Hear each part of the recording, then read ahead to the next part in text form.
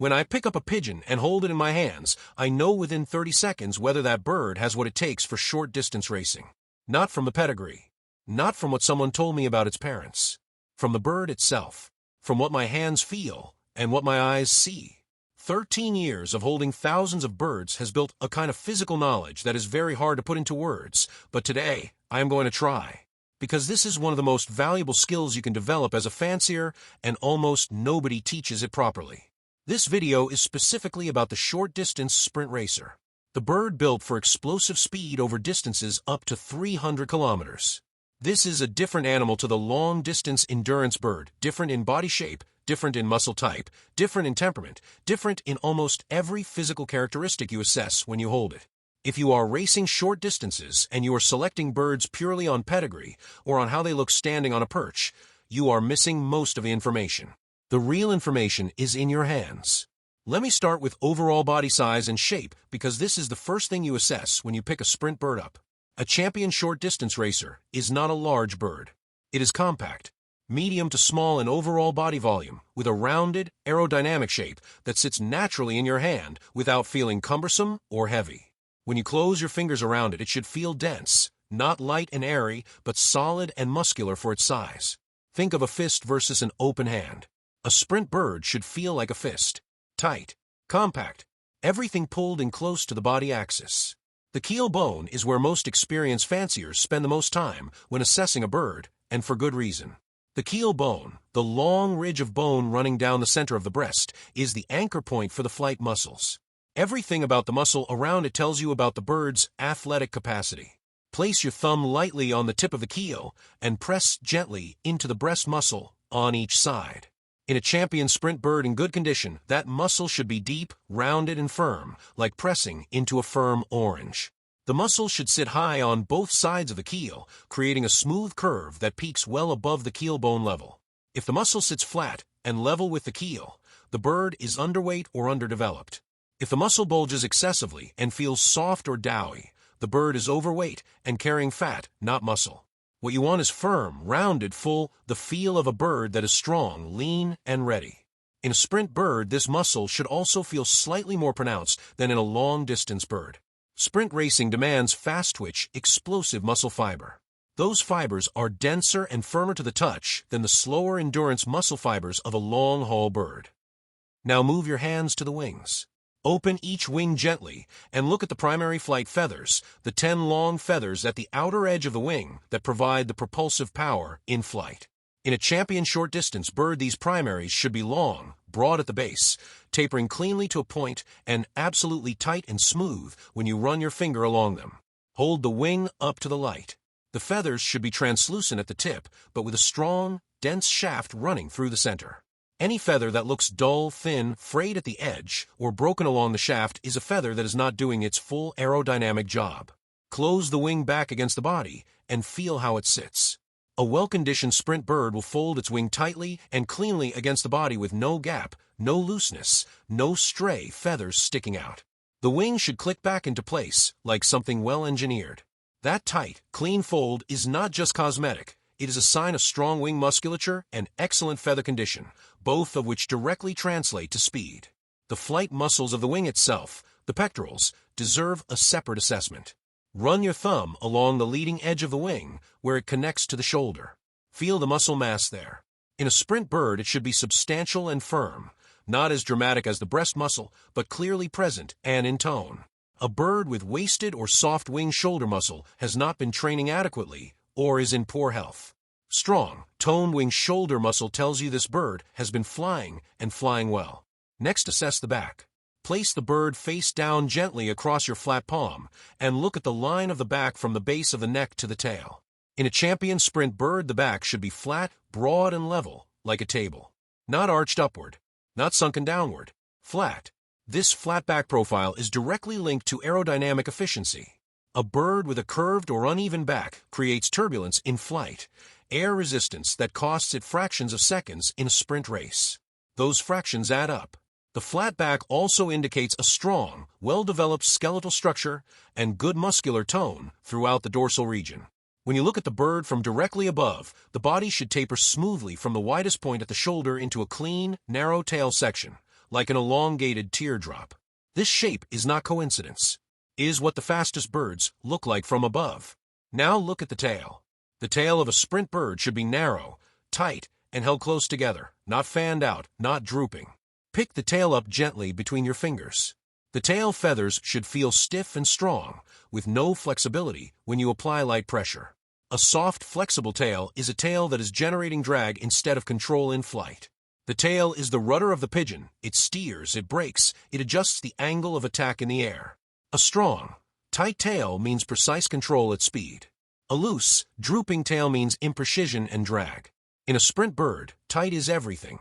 The vent, the area below the tail, tells you about the internal condition of the bird more than almost anything else on the exterior. Gently spread the vent feathers and look at the skin and feathers in that area. Everything should be clean, dry, and tight.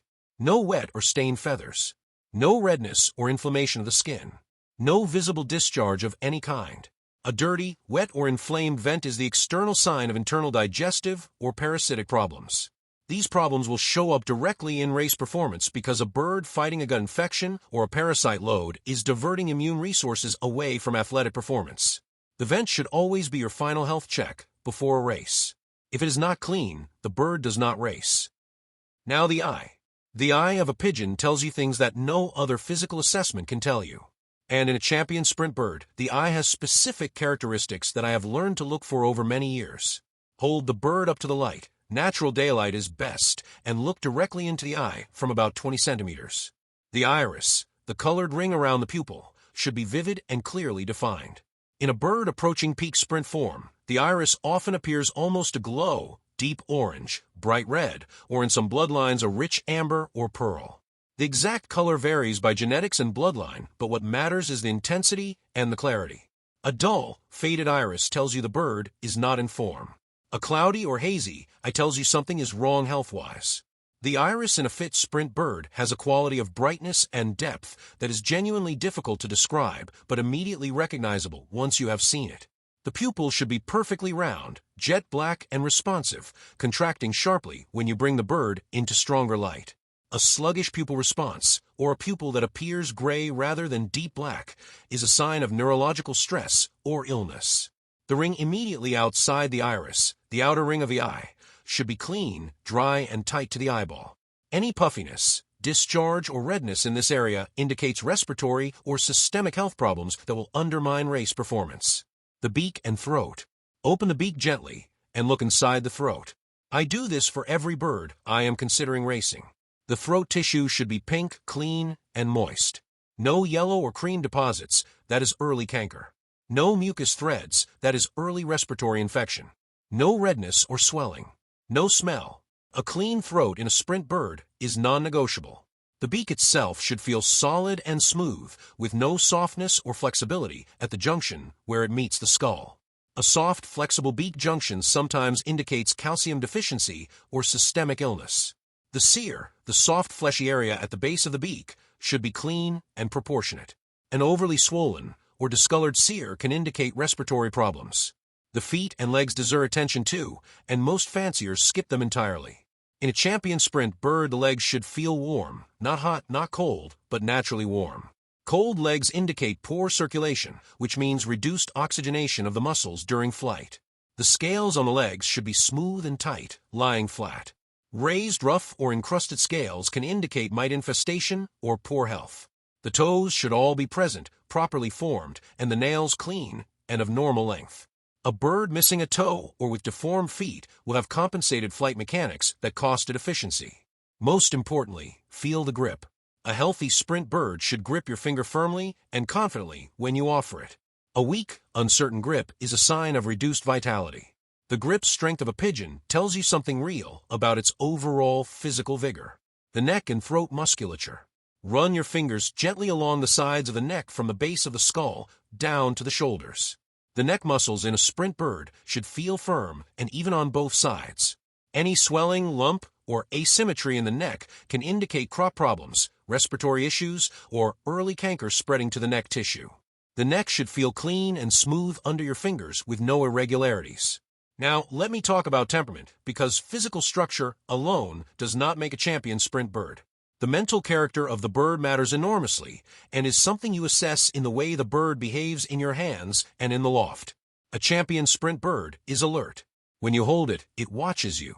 Its head is upright, its eye is focused, it is aware of its environment. It may be calm in your hands. A well-handled bird learns to accept handling, but underneath the calm there is a live energy. You can feel it. A tension in the muscle. A readiness. It is not agitation or panic. It is alertness. The bird that sits in your hand completely limp and indifferent is not showing you calm. It is showing you a lack of vitality. The bird that is in form has a quality of physical readiness that you feel when you hold it. A coiled spring rather than a wet cloth. In the loft, observe your sprint bird candidates when they do not know you are watching. The bird in sprint form is active on the perch. It stretches regularly. It preens thoroughly and quickly. It is alert to sounds and movement. It is vocal, not constantly but present. When the loft door opens, it responds. It is not the bird sitting in the corner with puffed feathers and closed eyes. That bird needs health attention, not a race entry. When you see your sprint bird candidate fly in the loft, watch the wing action. The best sprint birds have a specific wing action, a fast, tight, powerful stroke with full extension on the downbeat and a clean fold on the recovery. There is no looseness in the wing, no wobble, no asymmetry between left and right.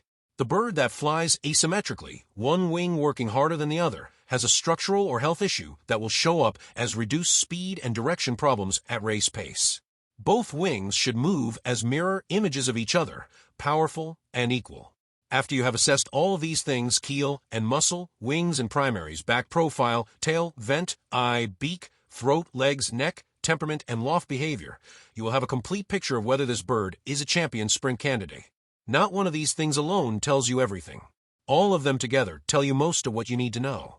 The birds that score well across all of these assessments, the ones that feel right in your hands, look right in the light, and behave right in the loft, those are your sprint team. And when you put them in the basket on race day, you will do so with a confidence that comes from knowledge rather than hope.